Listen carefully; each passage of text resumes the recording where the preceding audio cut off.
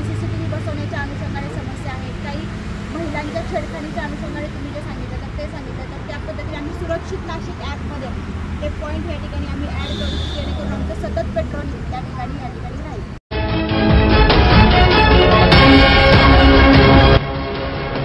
AVP Nashik TV हमेशा सच के साथ. दुसरी एक महत्त्वाची गोष्ट मी आपल्याशी शेअर करू इच्छिते की आम्ही आता CCTVचं जाळं पूर्ण नाशिक सिटीमध्ये या ठिकाणी सुरू करत आहोत. काही कंपन्यांकडून आम्हाला CSR फंडिंग या ठिकाणी मिळत आहे. त्याच्या अनुषंगाने CCTVचं जाळं आमच्या पूर्ण नाशिकमध्ये आम्ही या पुढच्या 2-3 महिन्यामध्ये या ठिकाणी पसरवणार आहोत की जेणेकरून कुठल्या मोटरसायकल चोरीसारख्या घटना असतील, चेन स्नॅचिंगसारख्या घटना असतील, स्ट्रीट क्राईम असेल की जसं आता तुम्ही सांगितलं की पाठीमध्ये थप्पड मारणं, अशा जर काही घटना घडल्या तर त्याच्यावरती आम्हाला लगेच या ठिकाणी डिटेक्शन करता येईल किंवा त्या कॅमेऱ्यातून बघून प्रिव्हेन्शन देखील आम्हाला या ठिकाणी करता येईल.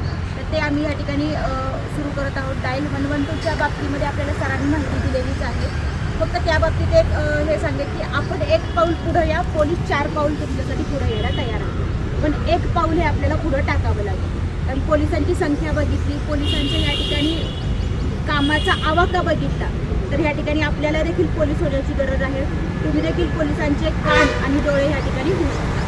ती तेवढी मदत आपल्याकडून नक्कीच आम्ही अपेक्षित करतो की जेणेकरून आम्ही 4 पावलं पुढे येऊन तुम्हाला मदत करू.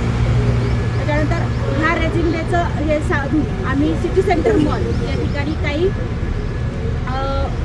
काही अवेअरनेसच्या अनुषंगाने काही आम्ही कार्यक्रम सुरू केलेले आहेत की जे आज आणि उद्या आपल्यासाठी ह्या ठिकाणी राहणार आहेत.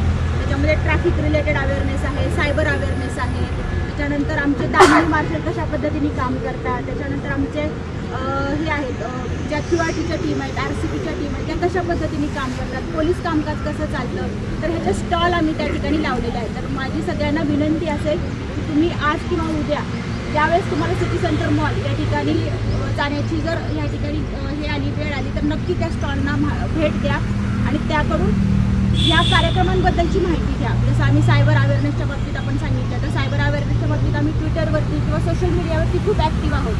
काय करायला पाहिजे, काय नाही केलं पाहिजे, पण तिथं तुम्हाला प्रत्यक्षात येऊन त्याची माहिती या ठिकाणी दिलेली आहे. ट्रॅफिक अवेअरनेसच्या बाबतीमध्ये माहिती, दामिनी पथक कसं आमचं काम करतं, तर दामिनी पथकची मदत पाहिजे असेल तुम्हाला तर तुम्ही कशा पद्धतीने कॉल करू शकता.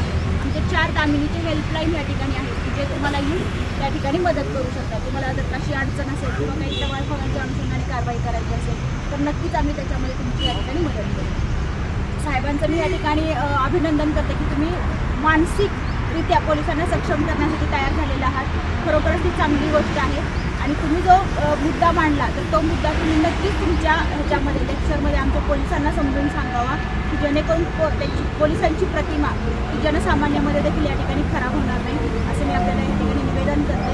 आणि साहेबांचं एक लेक्चर आपल्या अंबडसाठी आणि इंदिरानगरसाठी देखील त्यांच्या सोयीनुसार, त्यांच्या सोयीच्या वेळेनुसार आपण या ठिकाणी नक्कीच आयोजित करू. बाकी राहिला पोलिसांचं crime prevention, crime detection, law and order maintain करणं ही तर आमची रेग्युलर कामं आहेतच, पण त्याचबरोबर नागरिकांशी संवाद साधणं, त्यांच्या काही अडचणी आहेत का, सायबर अवेअरनेस, ट्रॅफिक अवेअरनेस, त्याच्यानंतर सोशल मीडियावरती या ठिकाणी जे काही रील बनवतात त्याच्या अनुषंगाने त्यांच्याबद्दल या ठिकाणी अवेअरनेस, असे वेगवेगळ्या टप्प्यावरती आम्ही आता या ठिकाणी काम करणं सुरू केलेलं आहे. तर ते आमचं काम या ठिकाणी चालूच आहे.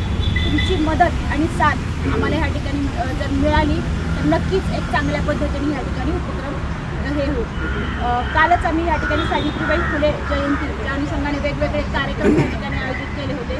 आज देखील या ठिकाणी बऱ्याच जणी मला या ठिकाणी दिसतात, तर त्यांना देखील मी सावित्रीबाई फुले जयंतीच्या शुभेच्छा देते आणि अन्याय अत्याचाराचा पर्दाफाश करण्यासाठी AVP नाशिक टीव्ही चॅनलला सबस्क्राईब करा आणि बेल आयकॉन प्रेस करा.